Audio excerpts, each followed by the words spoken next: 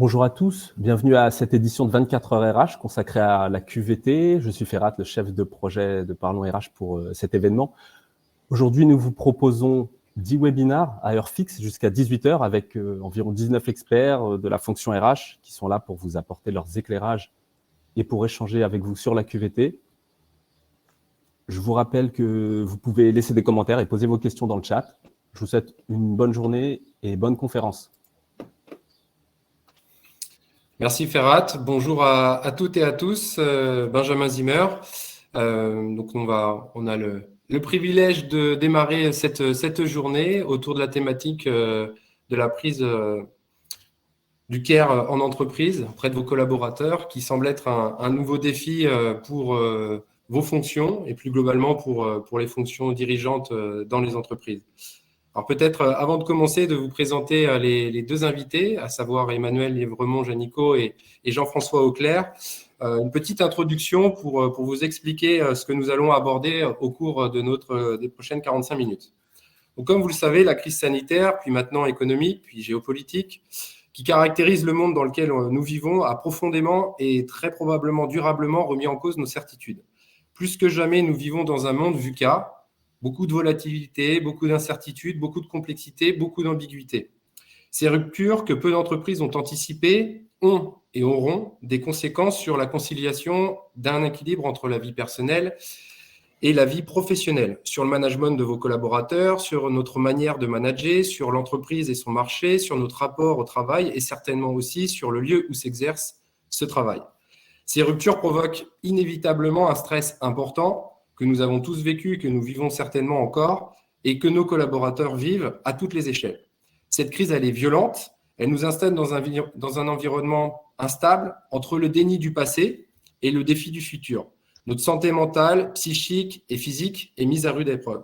Pour autant, face à cette incertitude qui caractérise cette crise, nous devons tous nous adapter et faire preuve de résilience. Un mot que nous avons beaucoup entendu parler dans les médias. Et nous n'avons aucune autre possibilité pour résoudre cette crise. Dans ce contexte, comment fidéliser vos collaborateurs, attirer des talents, comment installer un climat de confiance et une dynamique de coopération, comment travailler différemment avec l'essor et la massification du télétravail. C'est ces questions-là que nous allons essayer de répondre aujourd'hui avec nos deux invités qui témoigneront de par leurs expériences. Juste avant peut-être de donner la parole à Emmanuel et à Jean-François, permettez-moi juste de me représenter. Donc, je suis Benjamin Zimmer, je suis le CEO d'une entreprise qui s'appelle Silver Alliance. C'est une alliance de marque que nous avons fondée avec le groupe WeCare et qui a pour objectif d'apporter tous les biens et tous les services aux personnes âgées qui vivent à domicile. Alors, cette question-là est peut-être éloignée de notre débat aujourd'hui, mais savez-vous qu'une grande partie des personnes qui s'occupent de ces personnes à domicile qui perdent autonomie sont des personnes qui travaillent en entreprise. Ce sont ce qu'on appelle les aidants. Depuis maintenant 2013, elles ont d'ailleurs même un statut. En France, on considère qu'elles sont 11 millions et qu'une grande partie d'entre elles sont des personnes qui travaillent en entreprise et particulièrement des femmes. Et sans le savoir, vous fréquentez certainement ce type de collaborateurs.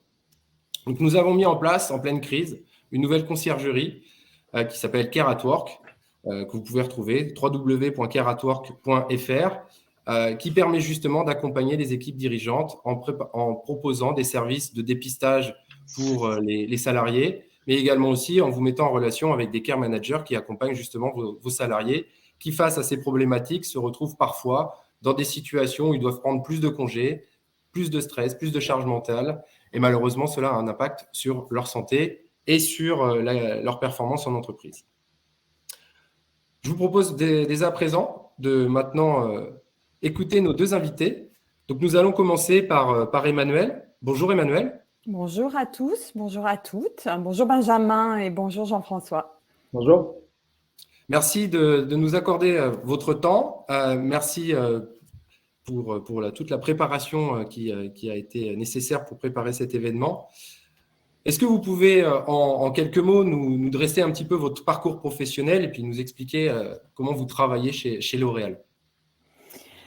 Alors, je suis donc Emmanuel Lièvremont-Janicaud. Ça fait 30 ans. J'ai appris ça il y a 3 semaines que je travaillais chez L'Oréal puisque j'avais le droit à une journée de congé supplémentaire. Donc, je dirais un peu que je suis tombée dans la marmite comme Astérix à l'époque, la marmite à la fois de L'Oréal et je dirais la marmite de l'intérêt que je porte aux personnes, puisque j'ai un vrai choix qui a été fait à la fois dans la préparation de mes études et dans mon parcours qui n'a tourné qu'autour de la personne et comment on peut créer l'environnement qui permet à chacun de s'épanouir et de donner le meilleur de lui-même. Et j'ai eu la chance de pouvoir le faire à L'Oréal, toujours dans la fonction ressources humaines, dans des environnements différents, qui soient industriels, qui soient dans des bureaux auprès de tertiaires ou de forces commerciales. Et alors, à titre plus personnel, mais c'est très en lien avec notre thème aujourd'hui. Moi, j'ai fait le choix d'être à 4/5e dans une responsabilité qui est quand même assez chronophage, mais parce que la qualité de vie au travail, elle doit aussi s'incarner et elle s'incarne aussi au travers de ce qui correspond le mieux à chacun pour qu'il donne le meilleur. Et c'est un vrai choix que je revendique aujourd'hui, même si je ne vous cache pas que ce n'est pas toujours facile de ne pas travailler le fameux 5e jour qui est censé être off. Voilà pour moi. Après, vous parlez de L'Oréal. Alors, je vais essayer de vous donner les caractéristiques principales. Donc, un groupe international, vous le savez, c'est 90 000 personnes aujourd'hui réparties dans 68 pays. Et c'est important en matière de développement des dispositifs de QVT, de santé, c'est d'avoir toujours en arrière-pensée l'idée que dans un groupe international, on ne peut pas que se concentrer sur un pays, et en l'occurrence la France, il faut réfléchir aussi avec cette dimension internationale.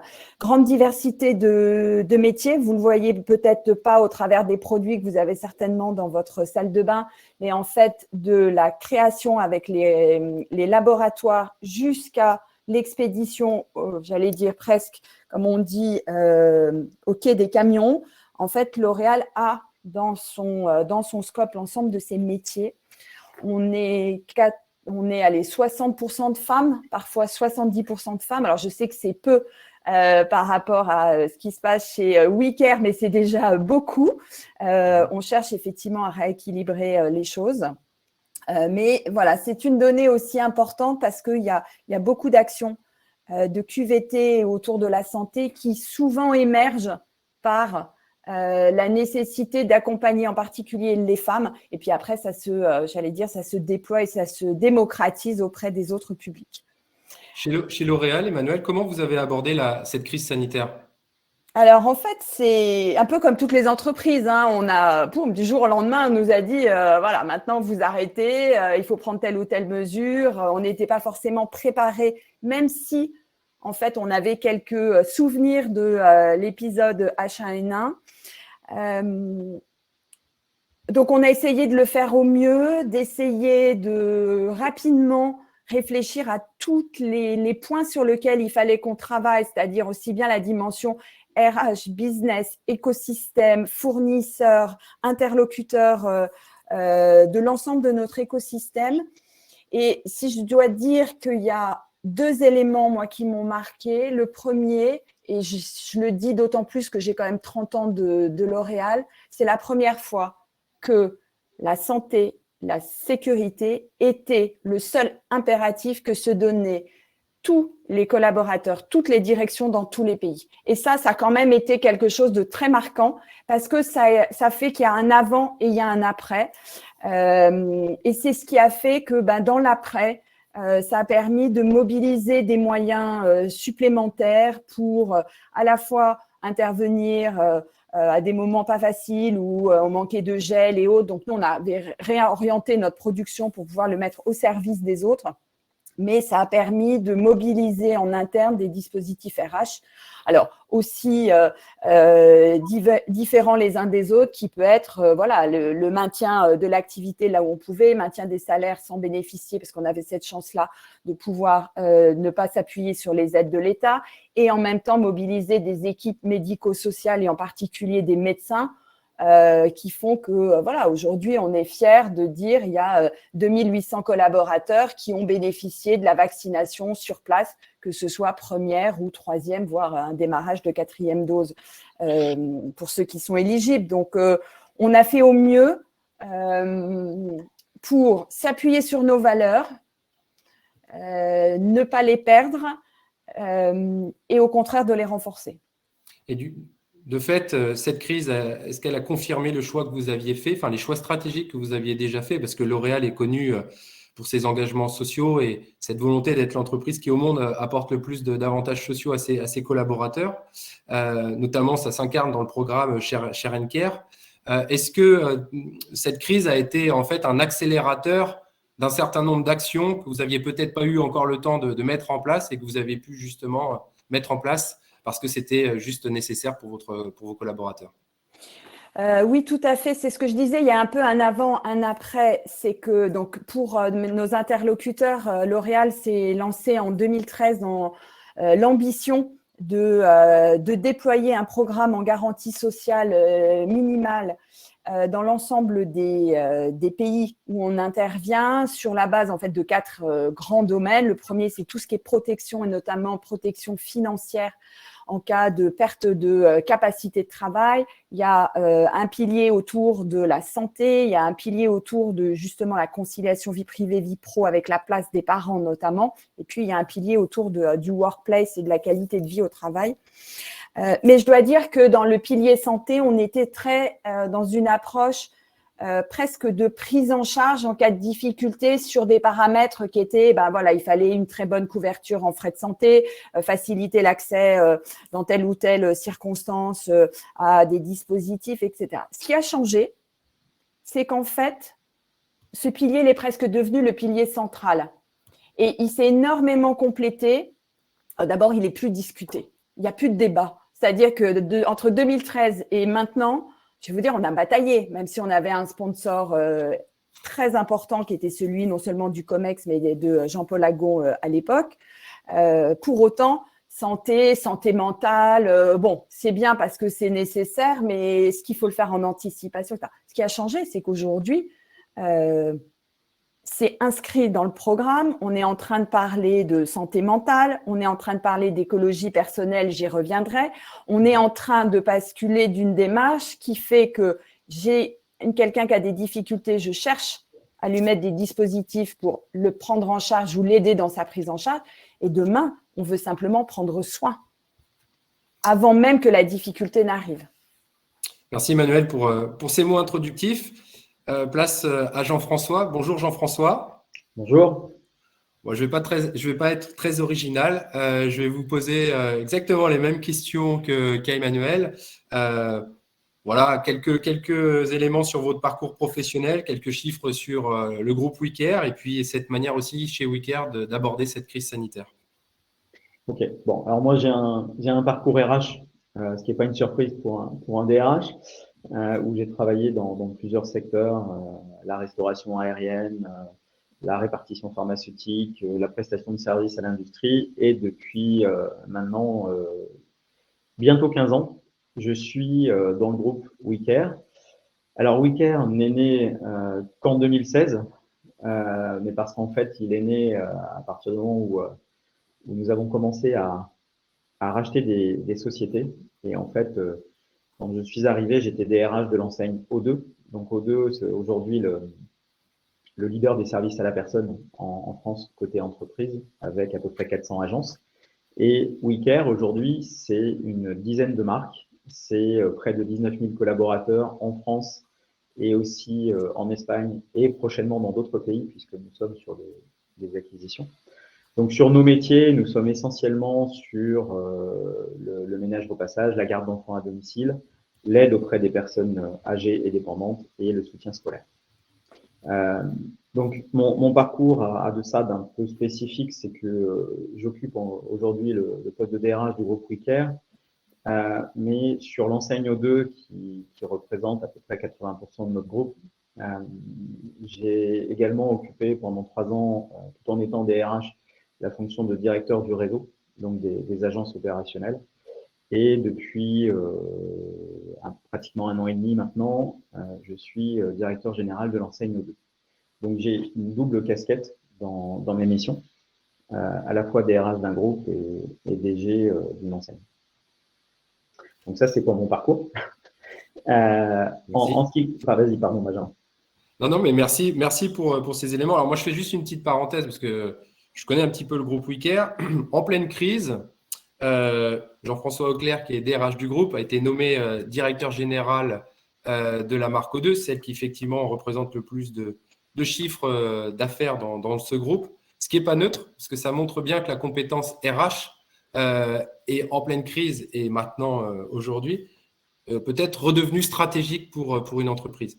Et c'est plutôt encourageant. Voilà, mais ce n'est pas le sujet.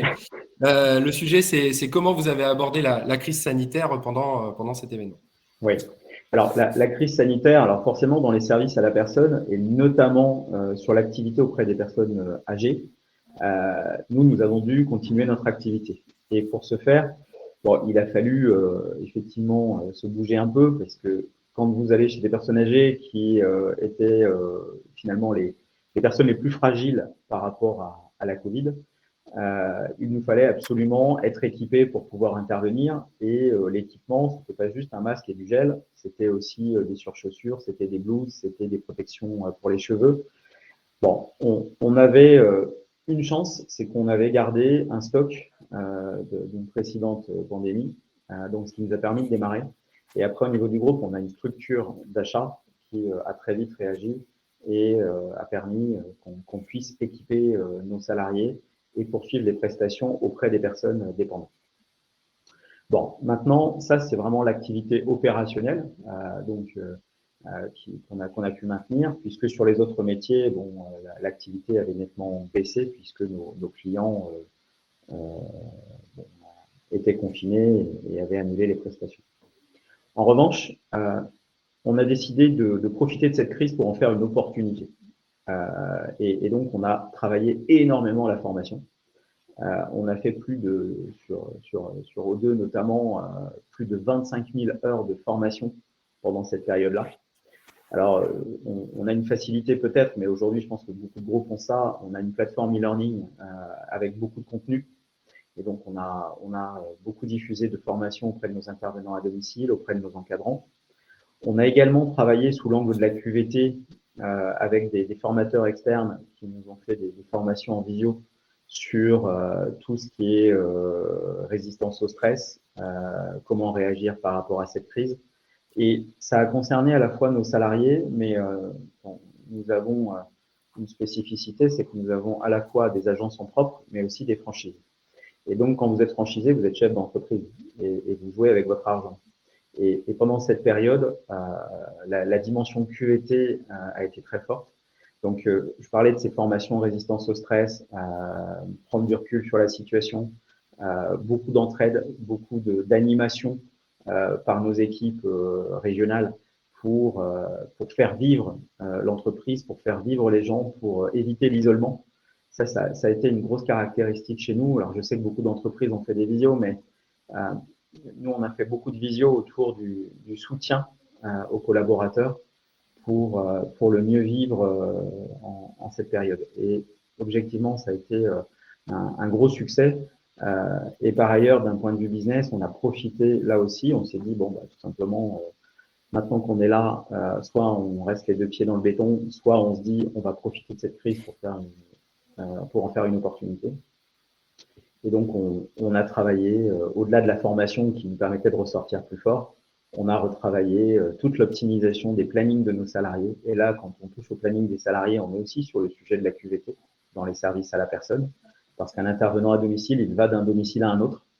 Et quand vous travaillez tout ce qui est optimisation des trajets, des temps, vous travaillez finalement leurs conditions de travail et leur qualité de vie. Et donc, on a travaillé la sectorisation de nos collaborateurs pour diminuer tous les temps de transport, sachant que dans notre secteur d'activité, il y a une particularité, c'est que dans notre convention collective, et c'est repris dans les contrats de travail, le salarié vous donne ses heures de disponibilité et ses heures d'indisponibilité. Et donc, ça aussi, c'est favorable à la QVT parce que ça permet un équilibre vie pro, vie perso. Mais du coup, ça engage l'employeur énormément vis-à-vis de ses collaborateurs dans son respect, dans le respect du salarié, dans le respect des plannings et dans la facilité qu'on peut leur donner au quotidien. Donc, on a beaucoup travaillé ces sujets. Et puis sur du pur business, même si c'est hors sujet un peu là, on en a profité pour faire notre première pub télé, puisque les gens étaient chez eux, n'avaient pas grand-chose à faire que de regarder la télé pour ceux qui ne travaillaient pas en télétravail. Et du coup, voilà, on est ressorti nettement plus fort de cette crise que nous ne l'avions commencé. Merci pour ces éléments, Jean-François. On va aborder un deuxième thème après votre portrait et le portrait de vos entreprises. C'est les approches que vous développez. Manuel, on va reprendre avec vous. Vous avez parlé tout à l'heure de deux mots qui sont, me semble-t-il, très intéressants à partager. Et derrière tout ça, l'approche et le concept. Vous avez parlé d'écologie personnelle. Est-ce que vous pouvez nous expliquer ce que cela veut dire chez L'Oréal et comment cela s'incarne ? Alors, en fait, avant d'arriver à l'écologie personnelle, et je vais répondre à la question, puis j'ai vu qu'il y avait une question aussi sur concrètement, est-ce qu'on a mis en place des choses. Je voulais juste revenir sur l'idée qu'une politique, elle se construit dans le temps. Une politique, elle doit s'incarner et elle s'incarne entreprise par entreprise en fonction des valeurs, de l'activité, de sa structure sociologique. Et j'ai la chance de travailler dans une entreprise où l'ADN même de l'entreprise, c'est l'humain, c'est l'homme. Je reprends toujours une phrase qui nous marque parce qu'en fait, c'est un peu notre fil conducteur quand on est chez L'Oréal. C'est François Dalle qui disait « L'Oréal, ce n'est pas des machines, c'est des hommes, encore des hommes et toujours des hommes », avec un grand H, bien entendu. Et c'est fondamental de garder ça en fil conducteur et de se dire que c'est grâce justement à ces valeurs, à cette culture qui s'est construite petit à petit, on peut arriver à essayer de réinventer, si je puis dire, ou de compléter le concept de qualité de vie au travail qui est finalement aujourd'hui peut-être émergent, mais qui existait bien en amont dans le passé de chacune de nos entreprises et dans la vie de nos collaborateurs. Et qu'en fait, si on parle aujourd'hui d'écologie personnelle, c'est parce qu'en amont, voilà, on est capable d'avoir mis en place des dispositifs, alors je dis un peu pyramidaux, voilà, c'est ça. Un peu comme la pyramide de Maslow où on va commencer, et à l'époque, c'était dans les années 60, on s'occupait plutôt des jeunes mamans du congé maternité. Et puis, après, on a mis en place le temps partiel choisi, puis d'autres initiatives pour en faire le programme Share and Care et dans lequel, je vous disais, on avait mis la santé parmi les 4 piliers. Mais la santé, c'était, encore une fois, comment je répare une difficulté de santé physique, une difficulté à l'occasion d'un arrêt de travail. On commençait à parler, donc on est dans les années 2010 à peu près. Là, il y avait l'émergence des fameux risques psychosociaux. Donc, on était plutôt dans une approche assez défensive, si je puis dire. L'entreprise, voilà, elle faisait de la souffrance, c'est ce qu'elle générait. Donc, on a commencé à travailler sur ces dispositifs qui vont aider finalement à travailler pour qu'une organisation ne génère pas des risques psychosociaux et au contraire développer de la qualité de vie pour générer l'épanouissement. Et le constat qu'on a fait, et donc on a mis en place des formations, on a mis en place des systèmes d'évaluation de l'état de santé psychologique de nos collaborateurs avec une approche un peu plus médicalisée, si je puis dire. Mais le constat que l'on fait au bout de 10 ans, c'est que l'entreprise, en fait, elle ne peut pas fonctionner seule. L'entreprise peut bien mettre en place tous les dispositifs les plus variés possibles, qui essayent de correspondre le plus possible aux situations et aux attentes des collaborateurs. Si lui-même, il n'est pas acteur de sa propre qualité de vie au travail, qui ne retrouve pas une marge de manœuvre, en fait, vous n'optimisez pas finalement la somme des deux. Et c'est de là qu'est venue la notion d'écologie personnelle en faisant en fait 2 parallèles. Le premier parallèle, c'est qu'en fait, chacun d'entre nous est constitué d'un certain nombre de ressources physiques, psychologiques, émotionnelles, qui nous ont construits. Et comme on est en train de préserver, parce qu'on se dit que ces ressources, elles ne sont pas illimitées, et donc quelqu'un qui va s'engager à 350%, c'est quand même assez rare qu'il arrive au bout de 30 ans de carrière à être dans une situation, j'allais dire, d'épanouissement total. Alors, je vais très bien, hein, rassurez-vous, mais c'est parce que j'ai mis pas mal de petites choses en place aussi pour justement développer ma propre qualité de vie au travail et mon équilibre de vie. Et j'en avais conscience, en fait. Et donc, c'est justement ça, c'est comment vous permettez à des collaborateurs de reprendre une marge de manœuvre, de comprendre que leurs ressources, elles ne sont pas illimitées et qu'elles peuvent se travailler, qu'elles peuvent se préserver, se recharger sur des dimensions qui ne sont pas uniquement la dimension mentale, émotionnelle, mais c'est aussi de reprendre un peu d'activité physique. Je ne dis pas faire du sport, mais voilà, faire en sorte en fait que toutes les parties du corps, nous on dit le corps, le cœur et le cerveau soient mobilisés. Et c'est ça le concept d'écologie personnelle, c'est comment on aide chacun et l'entreprise à durer, avoir une performance responsable et durable. Donc, je ne sais pas si c'est clair pour tous, mais c'est une vraie conviction. C'est pas facile. Parfois, on passe pour des entre guillemets parce il faut convaincre, il faut expliciter ce qu'on veut dire. Mais aujourd'hui, c'est une vraie conviction que l'entreprise doit redonner cette marge de manœuvre. Et Jean-François le disait quand il disait, ben voilà, ils peuvent choisir leurs heures, quand est-ce qu'ils sont indisponibles, le fait de bouger un planning. Mais c'est que les collaborateurs se sont exprimés.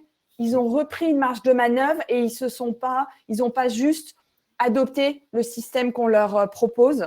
Et pour moi, c'est ça qui est clé aujourd'hui dans le développement d'une qualité de vie au travail pour qu'elle soit durable. Et j'allais dire presque durable pour soi et durable finalement pour l'entreprise. Et dans ce contexte-là, justement, vous avez montré là que sur les décennies qui viennent de se passer, L'Oréal en fait a été à l'écoute des besoins de ses collaborateurs, les a même certainement anticipés. Comment vous les détectez, ces nouveaux besoins, ces signaux faibles, pour justement imaginer de nouvelles offres? Et peut-être vous êtes aussi dans des réseaux dans lesquels vous pouvez échanger avec d'autres DRH pour apprendre aussi de ce qui se passe ailleurs. Vous pouvez rapidement nous expliquer un petit peu votre démarche en termes de culture d'innovation? Alors, je dirais qu'il y a 3 sources finalement d'innovation. Il y en a une qu'on ne maîtrise pas, c'est une crise sanitaire qui vous tombe dessus. C'est un événement qui fait qu'il y a un espèce d'électrochoc. Il y a eu la crise sanitaire, malheureusement, on a vécu, en tout cas en France, les attentats. Ça a été marquant, ça a été des points de rupture et il y avait un côté positif quand même. J'allais dire, comment on en fait des opportunités pour se re-questionner sur un certain nombre de dimensions. Donc, celle-là, on ne la maîtrise pas. Les 2 autres, on les maîtrise. On a la chance, et j'ai répondu à une des questions dans le chat, d'avoir des médecins, des assistantes sociales historiques en propre à L'Oréal. Et je vais vous donner un exemple puisque vous êtes directement concernés, Benjamin et Jean-François, sur les aidants. Avant, quand j'ai commencé à prendre ce job il y a une dizaine d'années, je me suis occupée de la parentalité, on parlait des crèches. On mettait tout l'accent sur la petite enfance. Et je dois dire qu'on a fait les crèches, le congé Schweller, on a un congé paternité, pour tout vous dire, qui est aujourd'hui de 8 semaines. Donc, on pousse dans tous les sens, à chaque fois avec le petit enfant. Et puis, les assistantes sociales, il y a 5, 7, 8 ans, on commençait à nous dire, nous, les préoccupations des collaborateurs, c'est qu'on est un peu démunis parce que qu'est-ce qu'on fait? Parce qu'aujourd'hui, en fait, quand ils ont un parent qui est en perte d'autonomie, généralement, ils sont à 800 km de chez eux. Il n'y a pas forcément d'attache familiale. Ils ont un job très prenant. Ils n'arrivent pas à avoir de l'information, etc. Et donc, en fait, c'est en captant ce qu'elles nous remontent ou ce qu'ils nous remontent, si c'est les médecins, mais c'est les RH, c'est les collaborateurs, on essaye de sentir finalement un petit peu vers quoi il faudrait qu'on travaille avec l'idée qu'on ne renie jamais ce qu'on a fait, on complète toujours ou on re-questionne pour le rendre meilleur. Et donc, c'est pour ça qu'on avait développé il y a quelques années ce qu'on a appelé la parentalité à 360, c'est-à-dire c'est non seulement un jour La plupart d'entre nous auront un petit à la maison, mais à un moment donné, on devient aussi responsable et en charge de ses ascendants et de ses propres parents, et c'est aussi ça la parentalité. Donc, c'est un exemple très concret, c'est l'interne.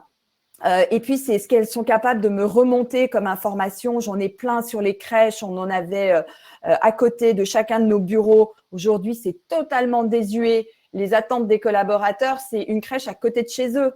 Et ça, c'est des choses qui nous ont été partagées au fur et à mesure par ce réseau interne et par nos RH, bien entendu, nos collaborateurs.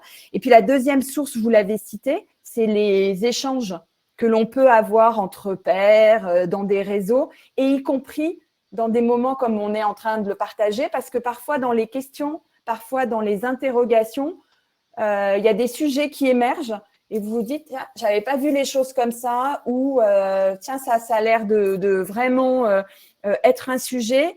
Est-ce qu'il ne faut pas que j'investigue un peu plus? Très bien. Merci beaucoup, Emmanuel, pour tous ces éléments. À votre tour, Jean-François. Donc, un petit peu de la même manière, chez WeCare, comment justement vous installez ce dialogue social, comment vous remontez les besoins, comment vous construisez des offres. Alors évidemment, quand on a construit cet événement, on s'est dit qu'on allait prendre aussi deux entreprises qui n'avaient peut-être pas le même niveau de maturité, qui n'étaient pas dans les mêmes secteurs d'activité. Donc L'Oréal fait des choses depuis très longtemps. WeCare devient un groupe et a des grandes ambitions. Donc, est-ce que vous pouvez un petit peu nous préciser ces éléments, Jean-François? Oui, alors bon, évidemment, on a un accord QVT comme beaucoup d'entreprises et je pense comme beaucoup de personnes RH qui nous regardent. Mais effectivement, nous, on a décidé d'être au plus proche de nos collaborateurs.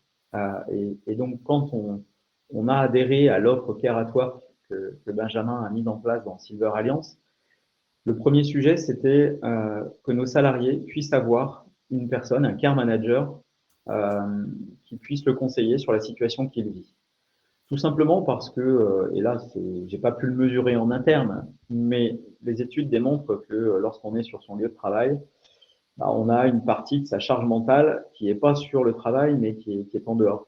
Tout simplement parce qu'on est aidant, parce qu'il faut appeler un médecin, parce qu'il faut appeler une infirmière, parce qu'il faut appeler un ergothérapeute, un soignant, parce qu'il faut prendre des rendez-vous, parce qu'on est loin.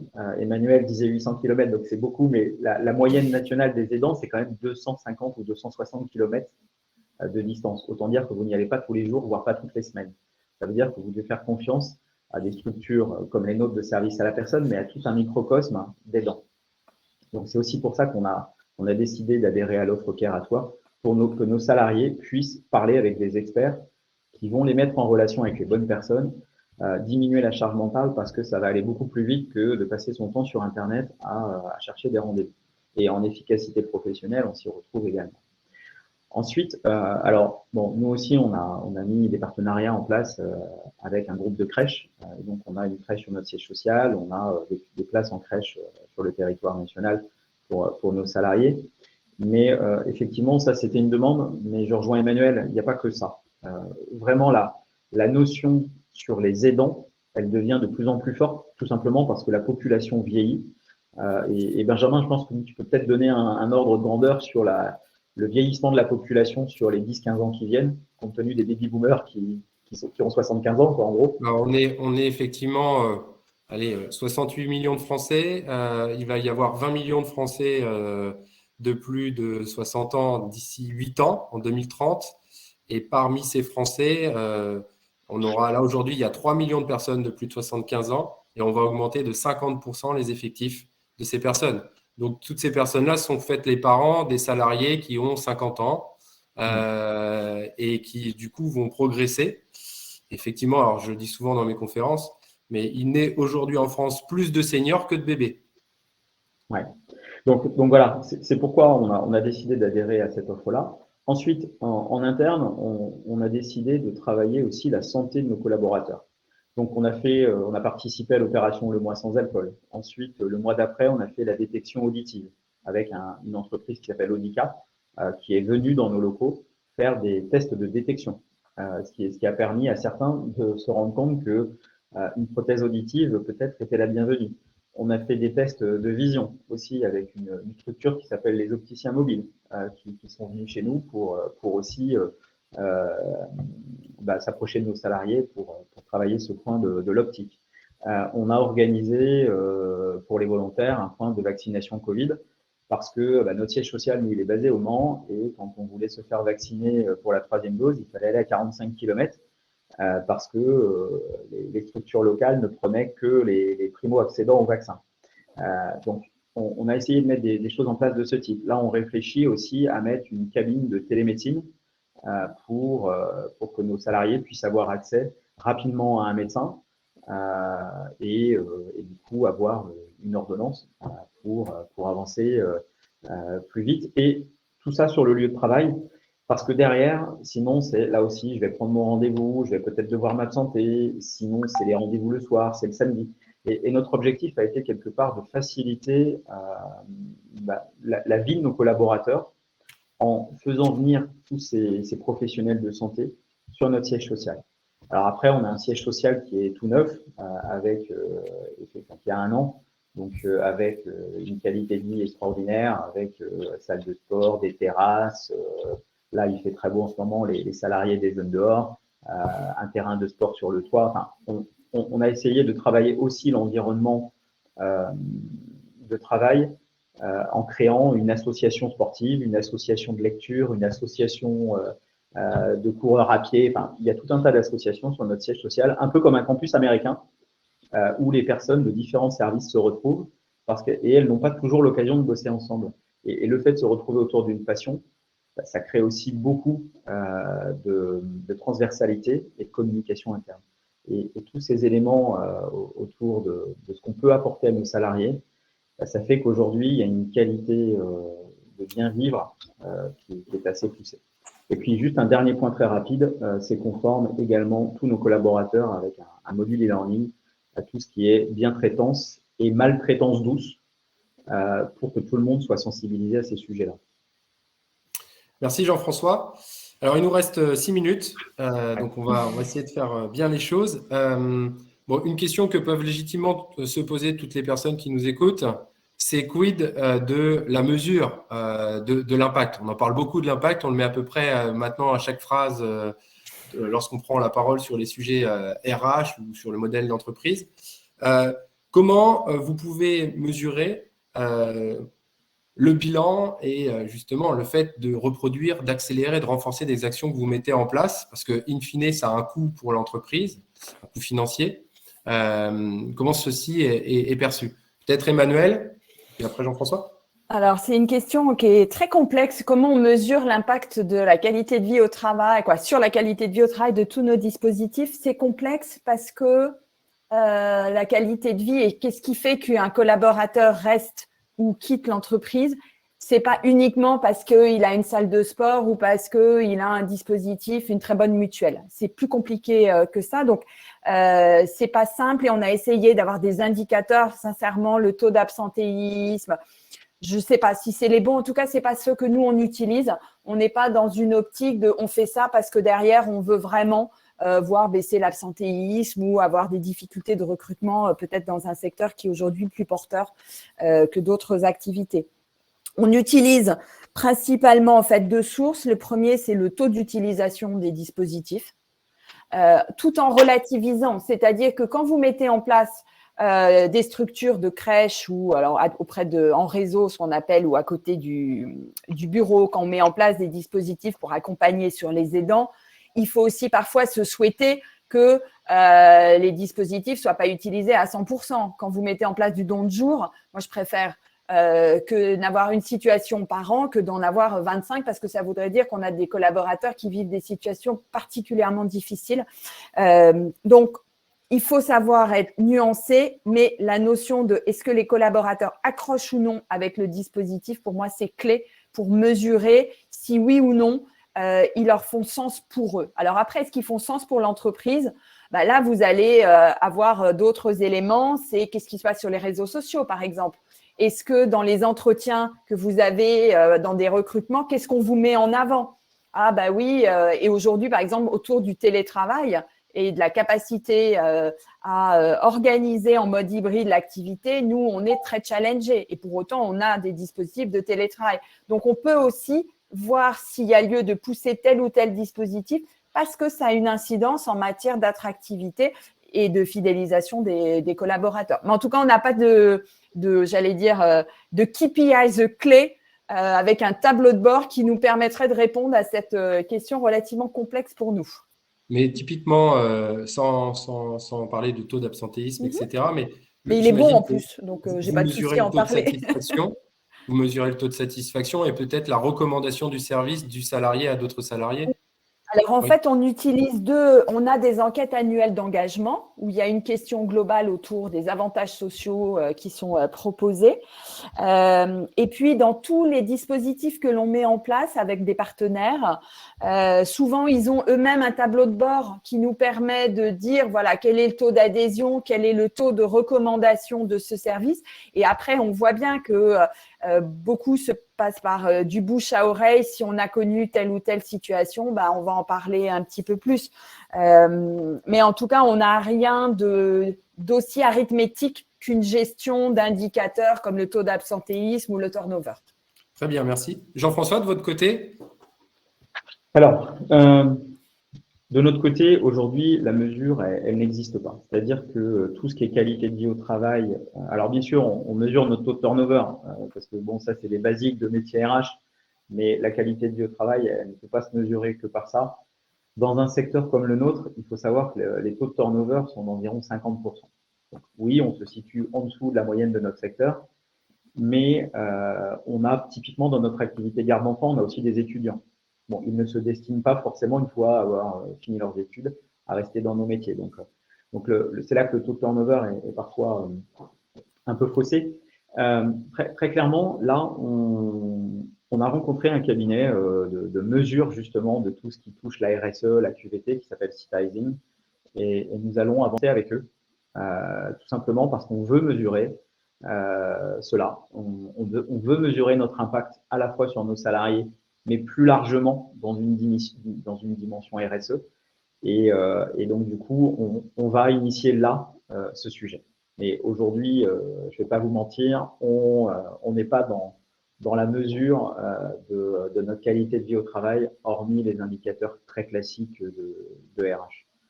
Parce que notre histoire sur la QVT reste assez récente. Merci beaucoup, Jean-François. Peut-être quelques mots de conclusion. Finalement, Emmanuel, à vous écouter, avec le dialogue social que vous mettez en place, vous faites exactement comme font de nombreux politiques.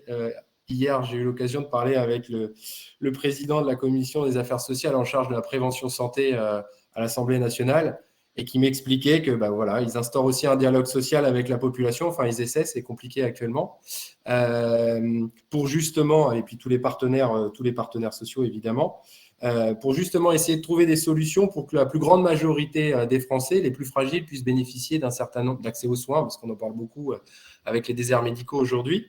Vous faites à peu près la même chose en fait dans votre entreprise. C'est que vous, avec vos enquêtes, vous pouvez remonter des besoins.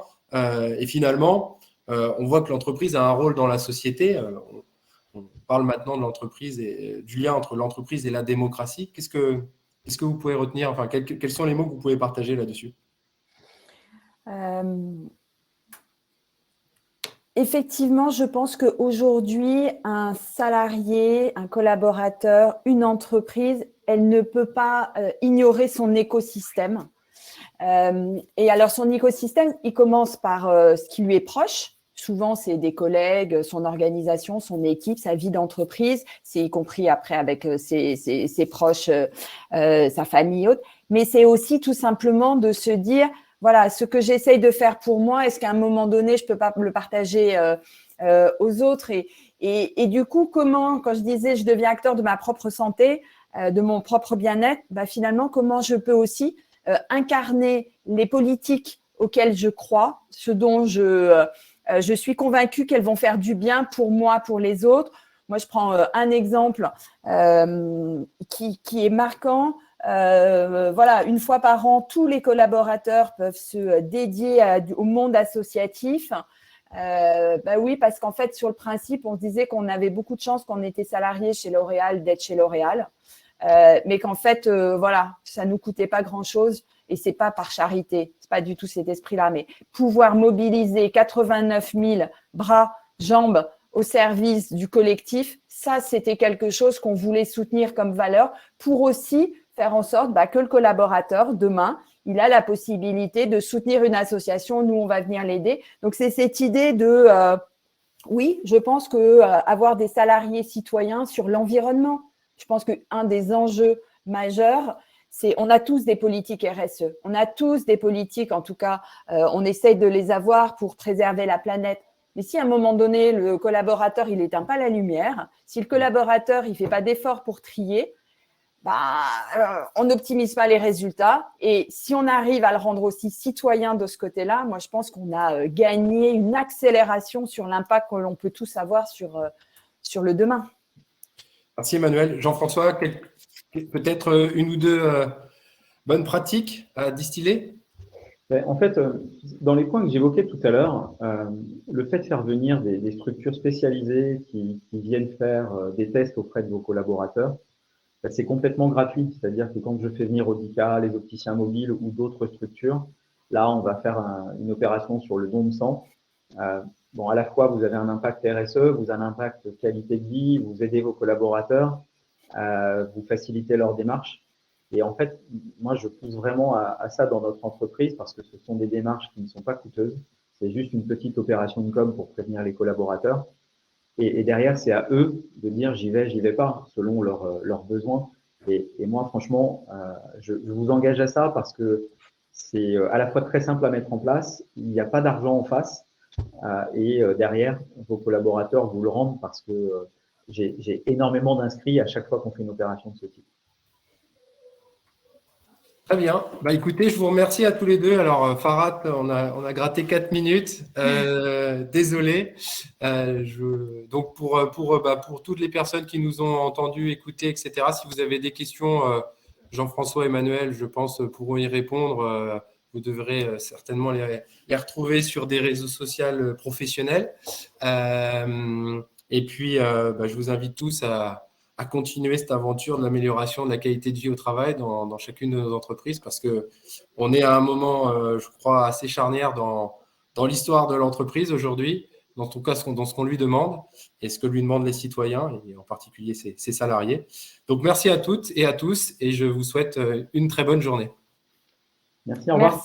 Merci à vous également. Bonne journée.